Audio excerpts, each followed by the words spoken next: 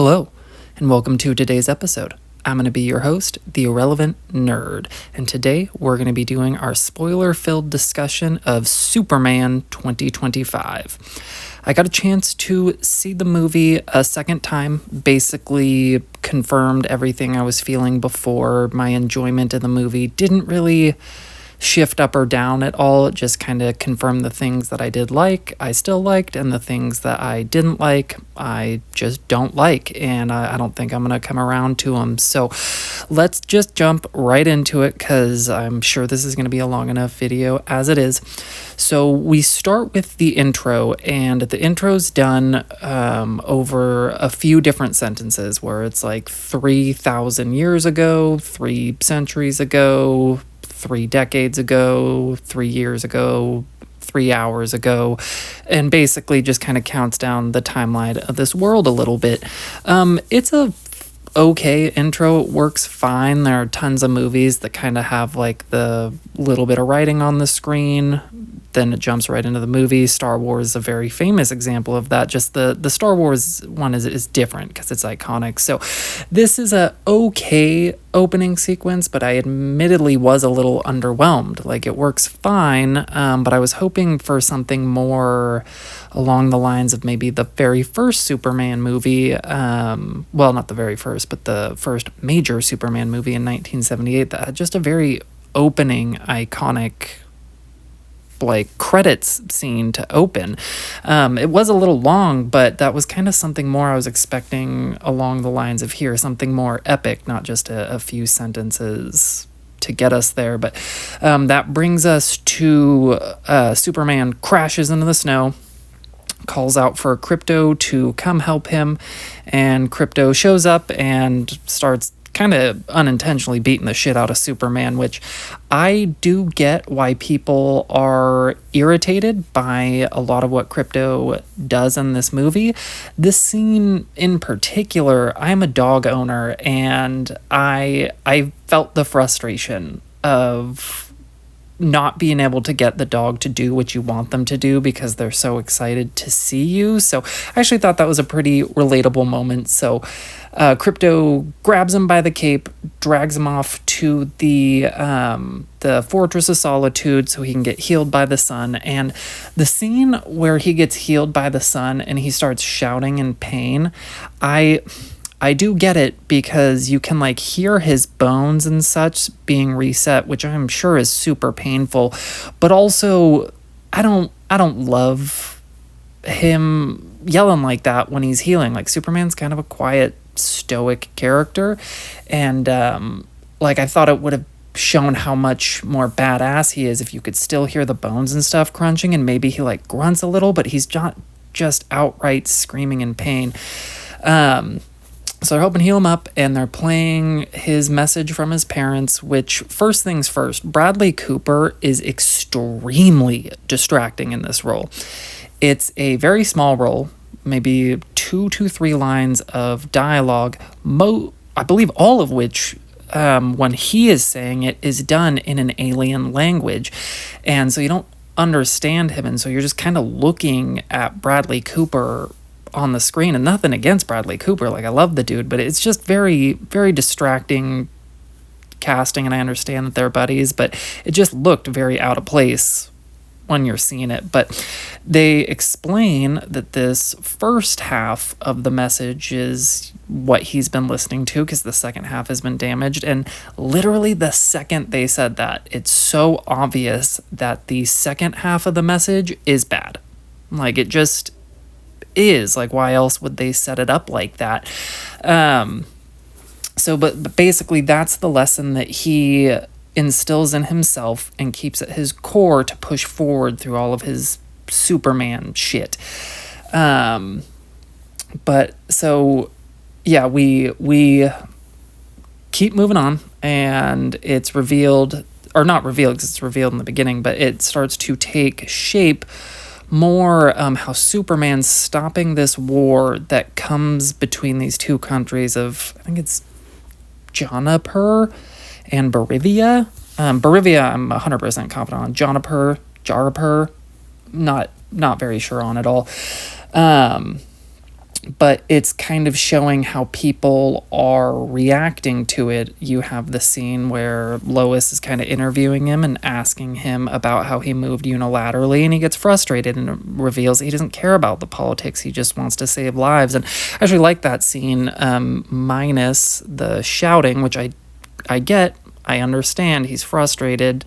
He is shouting, but again, Superman is supposed to be somebody that you want to strive to be, and he is 3 years in at this point, and so he is Superman. Like, he's not learning; he is the guy. And then you have the government debating of how dangerous is Superman acting unilaterally, and Lex is trying to stoke the fires and eventually does convince them that he is super dangerous and that he, meaning Lex, might be the only person on the planet who can stop him if necessary. And so it brings in the Hammer of Barovia, who beats the shit out of Superman. It's his first fight that he's lost, and it turns out he is controlled by Lex Luthor, and the way that he is controlled, I think, is kind of stupid.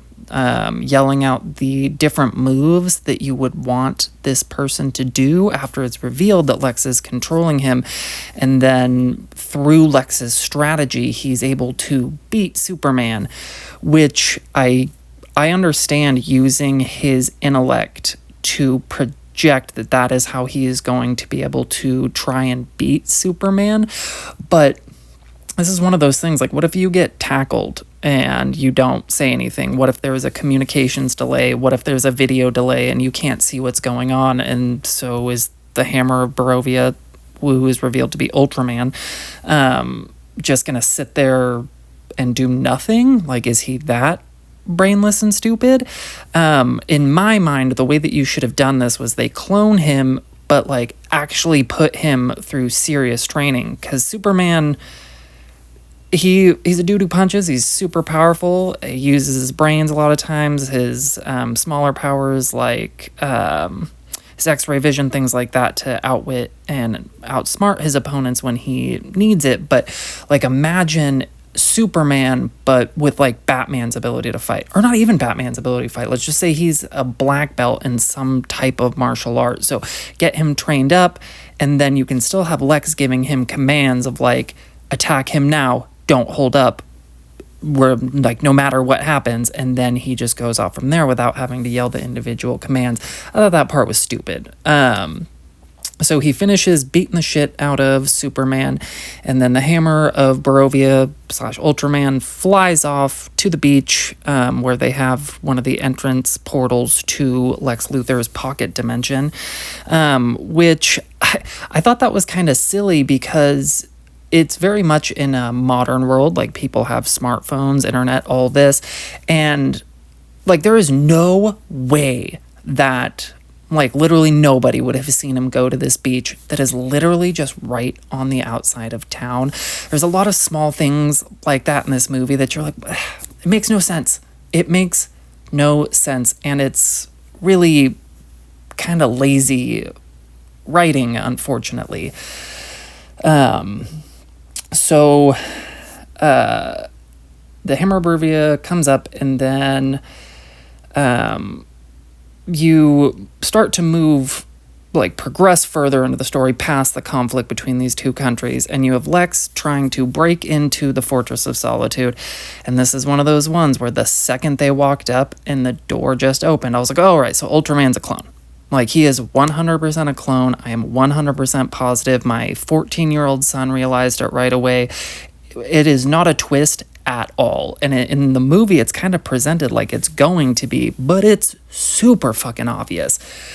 So anyways, they're in the Fortress of Solitude, and they're trying to... the engineer is trying to hack into Superman's computer and discovers that the second half of the message is damaged, but she can fix it.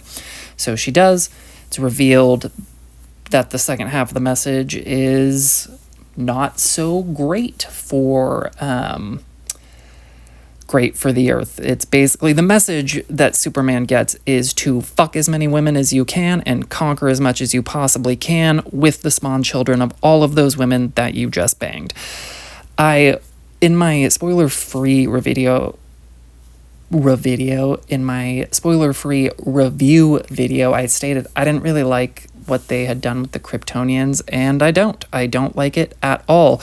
I know that this is not the first time this is done where Jor-El is presented as like an evil conqueror and that the Kryptonians in general are just evil conquerors, but I've always liked Jor-El being such a strong, solid moral figure that even though Superman never meets him, his lessons carry through, and that spirit kind of carries through Clark. And then you have Zod. Like, you do have evil Kryptonians, but then you also have these ones that are noble, which allows Superman to, one, be proud of his heritage, two, also realize how dangerous his people can be. Whereas in this route is all the aliens were evil, and that just is what it is. And I thought it was super obvious when they were like, oh, yep, only the first half of the video is shown. I'm like, this is exactly what the second half of the video is going to be. And sure enough, that's what it is. And then during this, because I believe it's the engineer brings up, she's like, well, what are we going to do if Superman comes back? And he's like, I'm not worried about it, because they had orchestrated this distraction. And the distraction is this like very mini little kaiju creature who starts kind of just running around doing little chaosy things, but isn't causing a ton of damage because he's super small. And then the next time it cuts back to this creature, he is fucking huge and just destroying the city. This is one of those things where I would have loved to have seen how the creature got bigger. Does he absorb force, and as they try to beat him down, he gets bigger? Did he absorb some water and that's how he gets bigger? Did he absorb some people and that's how he gets bigger? But no explanation, just very lazily, he's bigger all of a sudden.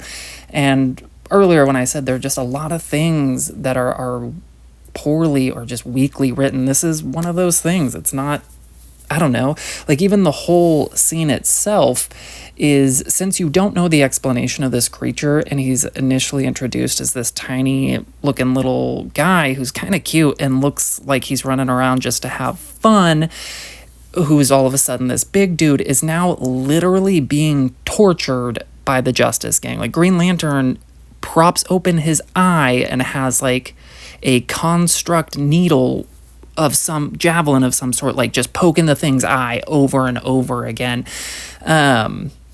Which I get the visual gag of it, but that's also not a super effective way for the Green Lantern to use his ring. But I would have just loved a little bit more explanation of where this creature came from and how he got bigger and why he's doing the things that he was doing. But the way that it's done, it's just kind of, it's literally just cannon fodder that happens so we can have a big blockbuster special effects fight happening while Lex is doing his evil shit. My favorite part of this whole scene is actually Superman saves a squirrel.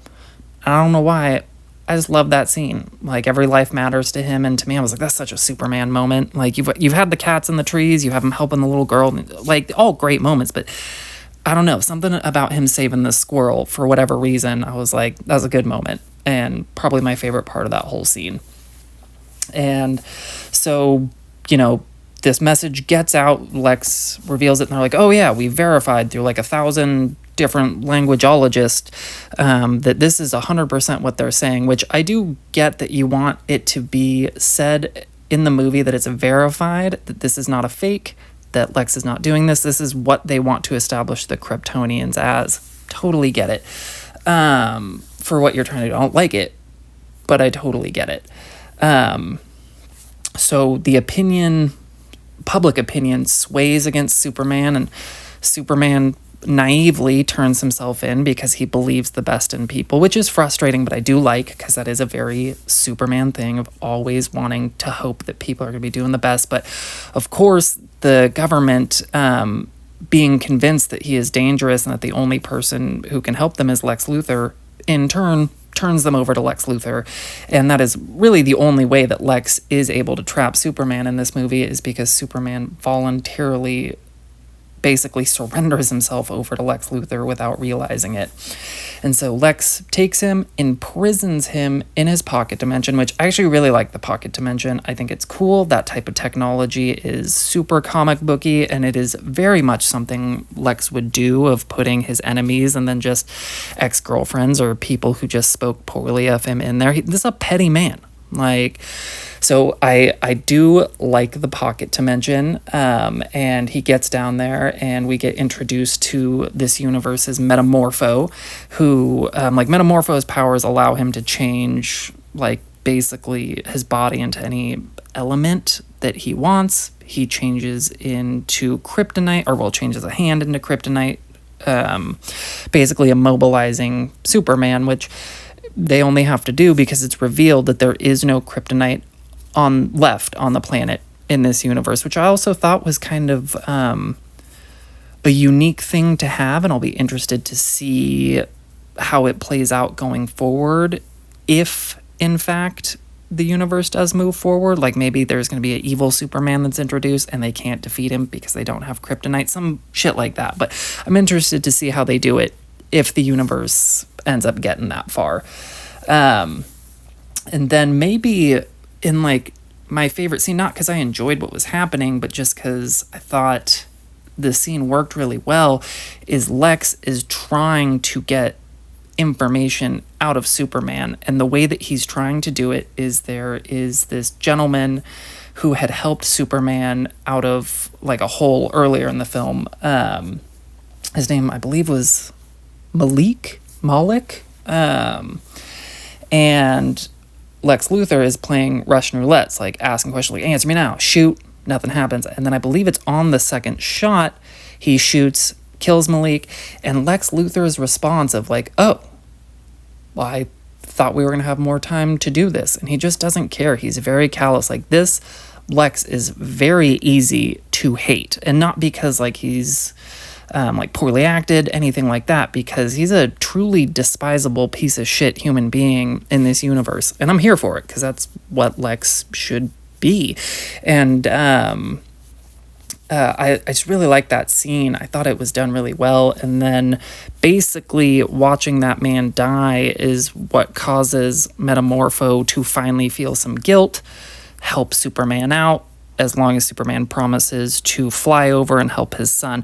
And I do like that Superman is inspiring people in this movie, but I did think this scene was a little bit clunky, because, he has to punch out the glass, and then he has a slight delay before he flies over and takes this dude out. And you see, 3 different opportunities during that whole time where that dude could have killed Metamorpho's son super easily. And there's nothing Superman would have been able to do about it based off how long it took him to punch out of the box to begin with. So I liked the scene. I just thought it was very, very clunky at the end, the way they decided to do it. But then meanwhile, as he's working to try to escape out of this pocket universe, Lois Lane and Jimmy Olsen are the 2 characters that are really kind of moving the story forward here. You have Jimmy, who has a flirtatious history with Eve Tessmacher, one of Lois's henchmen, or not henchmen, she's just a pretty chick that he likes to have around, and she likes being around him because he leads an exciting life and is rich and can buy her things. But so she's flirting with Jimmy, and she's talking about all these things that she's nervous about, and with a combination of her sending a text through Jimmy and then Jimmy kind of pushing her further into it, it's revealed that she's taken a lot of selfies that have background information that will point out that this has all been Lex Luthor behind all of this. Nothing to do with Superman. It's all been Lex. And so they're trying to put together this story to reveal, to turn the public against him and help clear Superman's name.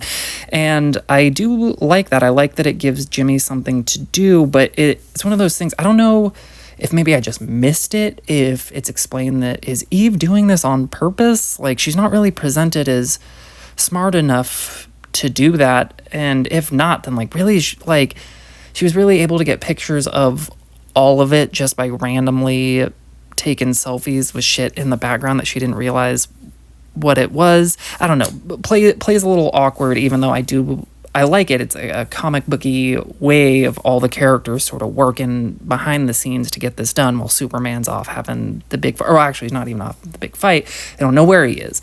And then while Jimmy's doing that, you have Lois attempting to recruit the Justice Gang, and Hawkgirl and Green Lantern don't want to. Mr. Terrific does decide to help, and goes to the entrance of this pocket dimension that was on the beach that that Ultraman Hammer Barivia flew to earlier that apparently nobody saw. And the scene on the beach is a great fight scene. Super fun. I said it in my last review that I think Mr. Terrific is the standout of this movie. He's great characterization. He's irritated by the lack of intelligence from people around him, and I liked the characters like that. And the scene was very fun. The song was very fun while it was going on. And so inevitably he is able to break in and reach into the pocket dimension and basically give Superman a beacon so Superman knows where to fly out of, as well as Metamorpho and his son know how to fly out of there. And so they do escape, and Lois and Superman end up going to the Kent farm and to like recuperate and whatnot. And I really do, I like the scene a lot, in particular with Pa Kent. Now, the Kents, I wanted to talk about more because they were in my mixed part of the first movie. And so like I liked that they did lesser known actors. I like that these are kind of the most like, I guess, normal version of these characters. Like they're just normal dudes. Like Kevin Costner is a great actor, and in that movie it's like he's just presented as like a very virtuous dude. And this Pa Kent, like this Jonathan, is just very he's just a normal guy, but he's a good man. And you can tell, and that's sort of the spirit that he passes on to Clark, his son, is, just be a good man, is essentially what I took from it. And I think it's a beautiful lesson, and I thought it was really well done. With that being said, and I do like them casting lesser known actors, I really did not like Martha Kent in this movie at all. Her intro scene, she's like screaming at the phone, which I get the comedy of it. Like old people have a hard time with technology for sure, but she is loud and irritating and grating, and I don't know, not a whole bunch to really like about her performance, her characterization. I didn't get it at all.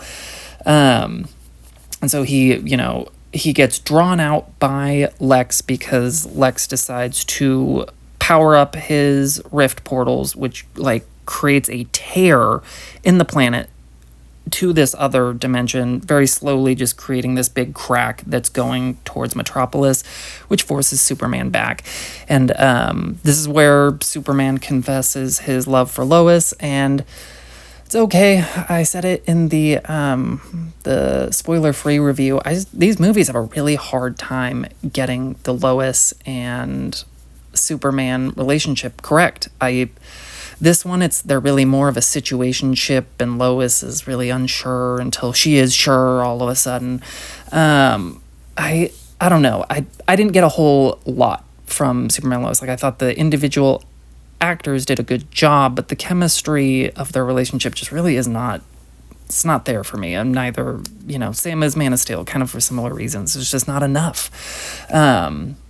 So Superman flies out with the help of Mr. Terrific to try to stop this rift, which this is when I had said in the spoiler-free video that I don't understand Lex Luthor's henchmen, because there are multiple times during the scene that they're like, Lex, this is not safe. This is not going to work. We're not going to be able to stop this. This is going to blow up the planet. And they just keep going. And I understand that they're afraid of Lex, and Lex is the boss and the money and all that. But at a certain point, these people have a will to survive. And if they realize that what is going on is currently going to potentially destroy the entire planet, which would include them on it, logically, one of them should have tried to stop it. And you can even have Lex, like, kill one of those people to where they can't stop it. But the fact that, like, all they did was, like, voice, they're like, oh my god, it's the worst idea ever, but none of them do anything about it, it's fucking silly. Like, it's silly, and it's lazy writing. Like I've said a few times in this movie, it's just, I don't know, somebody has to do something. And so we get to the final conflict, which is split in between two groups. You have the Justice Gang, most of the Justice Gang. You have Hawk Girl, Green Lantern, and Metamorpho fly to Barivia to stop the war that is now reigniting because they think that Superman is taken off the board because nobody's seen him since he went to the pocket dimension, and they're working with Lex and they know that's where he is. But they go, and I like that they go because initially they didn't want to help, didn't want to get involved, but they're inspired by Superman. And that is what Superman is. Superman is inspiration, somebody for us we all wish we could be as good of a guy as this guy. So I did like that, but it is one of those things when Green Lantern shows up and the constructs are going off and it's like half a dozen middle finger hands coming up. It's silly. It's unnecessary. It's very cringy, very James Gunn. And I could have used less like that in this movie, in particular with this version of Green Lantern. No disrespect to Nathan Fillion. He did a good job, but I feel like this goes for most of the actors. The actors do a lot more work for this movie than the script does for them. This is not the best script. I don't care if you love the movie. It's just not. And so, like, the actors are doing fine with what they're given, but they're not really given the best, unfortunately. So anyways, you have the Justice Gang, who apparently Metamorpho has joined now over to stop Rivia, and then you have Superman fighting Ultraman yet again, with Lex Luthor yelling out his angry combos, which I didn't like in this scene either. But this, I had referenced an action scene in the spoiler-free that I didn't like the visuals, and this is it. When he is fighting Ultraman and the portal rift is like splitting more and more open, and that's where the majority of their fight is taking place, it looks like Guardians of the Galaxy. It's a very James Gunn type of aesthetic. Like neon rainbow is really the only way I can think to describe it. Lots of blues, reds, purples, and I don't know. I don't love it in general. Didn't really love it in this movie. It looks cheesy, and to me it was like some of the worst CGI of the movie was the neon rainbow shit going on in the background, and yeah, whatever. And I don't know, there's some stuff that happens during this fight that I'm like, James Gunn, like, why do you have to do this? Like, Superman getting stomped in the nuts by Ultraman is stupid. And then it's supposed to be like this big reveal, this fight, that Ultraman is a Superman clone, even though we already knew the entire time, because that's how they were very obviously so easily able to get into the Fortress of Solitude. Lazy writing. Whatever. So he eventually manages to beat Ultraman by, like, taking a bus? Slams it into Ultraman. Ultraman flies into the black hole before it closes, disappears, so Superman wins. And that is one of those things that if they continue, I 100% expect Ultraman to pop up again. Because he's a Kryptonian clone. Like, he can survive that, most likely. And so I'll be interested to see if they do anything like that in the future, or maybe if he comes back as like a different version of Bizarro, because the intelligence doesn't seem to be there. But I also think that it could just be being suppressed by Lex, and so maybe once he gets away from Lex, that goes away. We'll see. Whatever they end up doing. But I do expect that character to come back, because a Kryptonian just doesn't just disappear into a black hole. It's not the Phantom Zone. He can get out, he can get back, whatever the situation ends up being. So they go, Mr. Terrific and Superman go to confront Lex Luthor, and I at first, I really thought they were going to nail it with this final just speaking confrontation between Superman and Lex, when Superman is giving this speech of like, I am just as human as anyone. Like, I was raised here. I did these things. I have parents, this, that, the other thing. And I was like, oh man, they're actually gonna like cool be like, oh, he's not Krypton, he's human.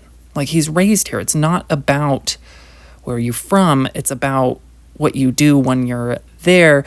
But instead, partway through that speech, Krypto jumps in, starts whipping Lex around the room and beating him up, and it's all played off for a laugh because why not, right?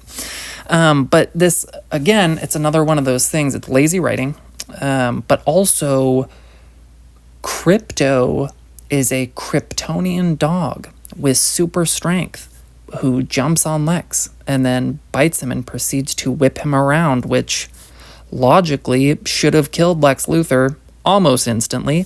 He is just a man. He's not wearing his tech suit or anything in this movie yet.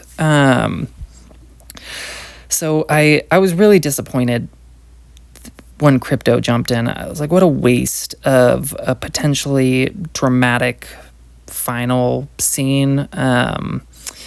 And yeah, what a waste. But I like the Lex of this movie. I like his plan. I like that he is so committed to trying to kill Superman that he knows that this rift is going to probably swallow the planet, but he refuses to close it for a chance to try to kill Superman. So I liked a lot of what they did with him, but then to end it this way with Krypto and just for another fucking joke, I didn't like it. Don't get it at all. So you have everyone is released from the portal, the pocket dimension that Lex Luthor had created, and you have the shots of everybody celebrating, which I will say this, there is a slow motion shot of the Daily Planet staff kind of like jumping up and down to celebrate the win. And I don't know if you can convince me that this scene exists for any other reason other than to see Cat Grant jump up and down in slow motion. Like the second it started happening, I could hear people comment on it in the theaters. Like, what a distracting, not unnecessarily distracting thing to do in this moment. And again, I'm not hating on it. I like what I'm seeing, but as like, if you're critiquing a movie, it's not a great movie moment by any means. So that brings us mostly to the end of the movie. It has Superman back at the Fortress of Solitude, healing up with his robots who've been fixed up, working around him. And they're like, oh, we're going to play the video of your parents for you. He finds it very soothing. And it's videos of him with his Earth parents, which I actually really liked because those are his parents. Like, yes, Kryptonians, biologically speaking, but these are the people who raised him. And I like that now that's where his solace comes from, is the thing he had thought was his purpose ended up being something totally different. And now he has this, and I liked that, well enough. And then we get, this is something I had mentioned in the spoiler free, we get a cameo that I don't like at all. It's Ally Milcock as Supergirl, and it's revealed that Krypto is her dog, which I actually did like. Makes sense to why he's less trained and a little bit more rambunctious, because Supergirl is a party girl. I'm fine with this. I have zero problem with that. There is precedence in the comics, gives her a chance for character growth. The way that it's done in this movie, though, is so Superman explains that she goes off to these planets with Red Sun so she can get drunk.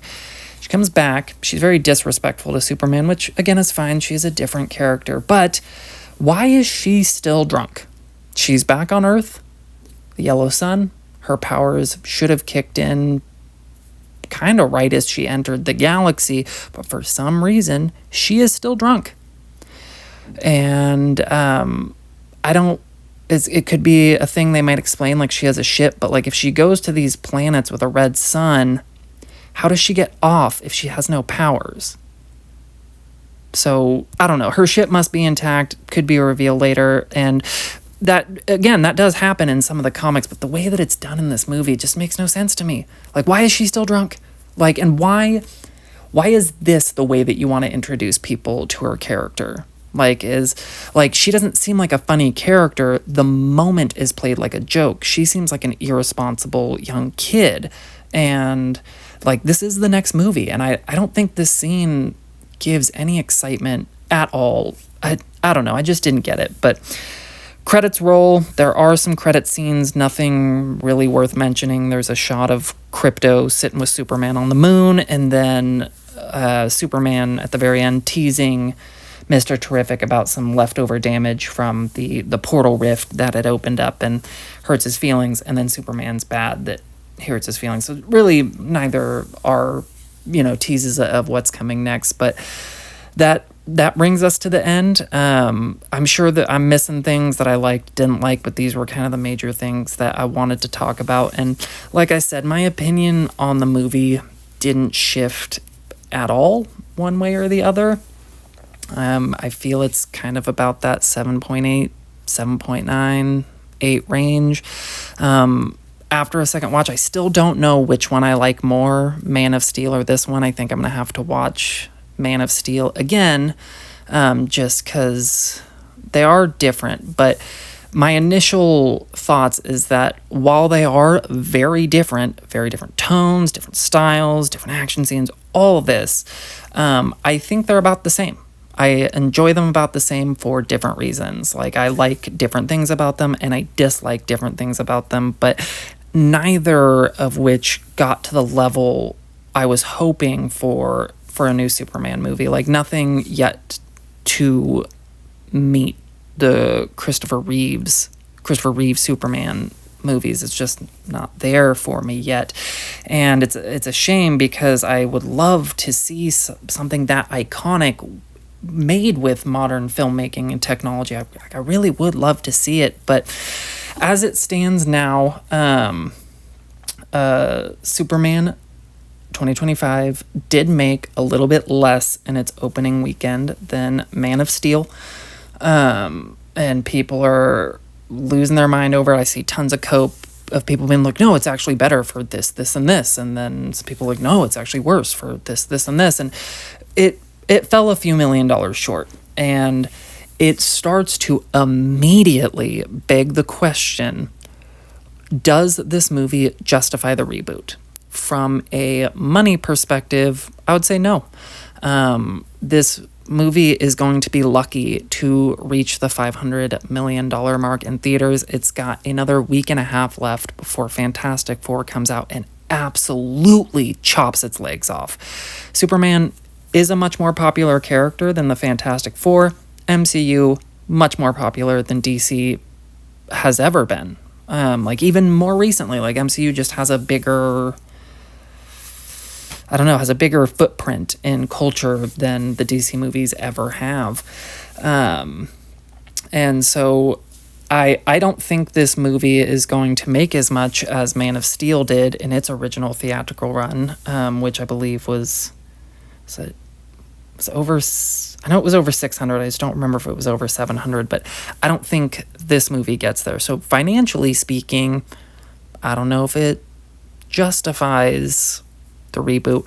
Now, when you look at the world and the potential of new projects they've set up, I do think there is potentially some super cool stuff that they could do, and I would love to see it. But I was also super excited after seeing Zack Snyder's Justice League of where Zack Snyder's Justice League 2 and 3 might have gone. I would have been interested to see those just as much as I'm interested to see these. So for me, after one movie, this reboot is just not justified. I understand that the DCU movies or the DCEU movies were progressively less and less well received and were losing more and more money. I understand that, but I don't know.